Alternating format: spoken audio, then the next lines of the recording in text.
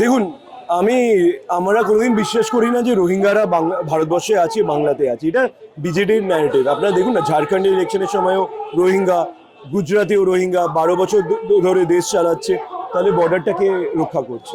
এটা এটা একটা মিডিয়া ন্যারেটিভ করার চেষ্টা, মানুষকে ভুলভ্রান্তি করার চেষ্টা।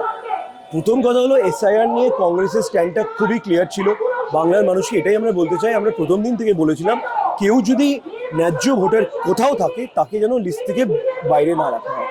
তো সেটা নিয়েই আমাদের প্রথম দিনে যা স্ট্যান্ড, আজকেও একই স্ট্যান্ড, যে এডুকেটেড লিস্টে 60 লাখসের ওপরে যারা আছে তাদের জন্য কি হবে। আমরা এই জন্য সিওর সঙ্গে শুক্রবার দিন রাত্রিবেলা দেখা করেছি। আমরা তাকে বলেছিলাম যে কালকে লিস্টে বেরোচ্ছে, তাহলে লিস্টে কি হবে। তখন তিনি আমাদেরকে বলেছেন এটা সুপ্রিম কোর্ট এখন দেখছে। আমাদের কথা হলো যে একজন সুপ্রিম কোর্টের উপরে ছেড়ে দিচ্ছেন, আর একজন বলছে যে আমার দায়িত্ব নয়। এই দুটো হতে পারে না। যে মানুষগুলো আজকে ভোটার লিস্টে নাম নেই, তারা কি করবে, তাদের কি সলিউশন।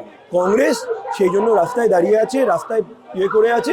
এবং মুখ্যমন্ত্রী কি করবে, মুখ্যমন্ত্রী প্রবলেমটা এখানে, যারা ইআরও হয়েছে তারা এমন বাজেভাবে কাজটা করেছে, তাই জন্য আজকে বাইরে থেকে মাইক্রো অবজারভার এসছে, তাই জন্য আজকে সুপ্রিম কোর্ট এই জায়গাটাকে নিয়ে গেছে। যদি প্রথম থেকে এই ইআরওরা যদি কোনো জল না মেশাতো, তাহলে আজকে যারা ন্যায্য ভোটার তাদের লিস্ট থেকে নাম বেরোতো না।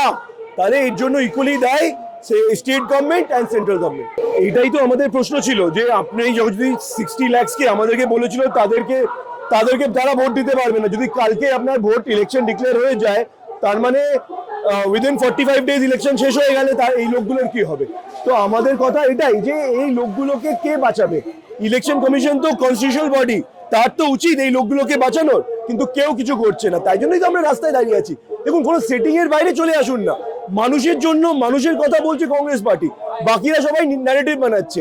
একদিকে দেখছেন স্টেট গভর্নমেন্ট, একদিকে সেন্ট্রাল গভর্নমেন্ট, তারা দেখাতে চাইছে যে তারা দুজনেই খালি মাঝখানে আছে, কেউ অন্য কেউ নেই। কিন্তু মানুষের জন্য একমাত্র পার্টি যে কথা বলছে হলো কংগ্রেস পার্টি। তাহলে আজকে ভাবুন, বিসিসিআই, আইসিসি কে চালাচ্ছে? জয় শাহ, অমিত শাহ। তারা যদি বলছে এখন রিচা ঘোষও যদি আমাদের ভারতীয় নাগরিক না হয়, তাহলে রিচা ঘোষকে জয় শাহ এত টাকা কেন দিচ্ছে, এত সম্মান কেন দিল ওয়ার্ল্ড কাপ জেতার জন্য? এটাই তো বলছি। অমর্ত্য সেনকেও তারা দেখুন না লিস্টে রেখেছে, যে অমর্ত্য সেন দেশকে নোবেল প্রাইজ এনে দিয়েছে তাকেও লিস্টে রেখেছে। তো এই জিনিসগুলো পুরো একটা চক্রান্ত। এই চক্রান্তটাকে করেছে বিজেপি ইসিআইয়ের মাধ্যমে। আর আমাদের স্টেট গভর্নমেন্ট যে জালি ভোটার, আমাদের যে স্টেটে যেগুলো জালি ভোটার ছিল তাদেরকে ইআরও দিয়ে ঢোকানোর চেষ্টা করাতে, এটা এখন সুপ্রিম কোর্টে চলে গিয়ে পুরো জায়গাটাই ধোয়া হয়ে গেছে। তা এখন যে মানুষগুলো সত্যিকারের ভোটার, তাদের ভবিষ্যৎ অন্ধকার হয়ে গেল।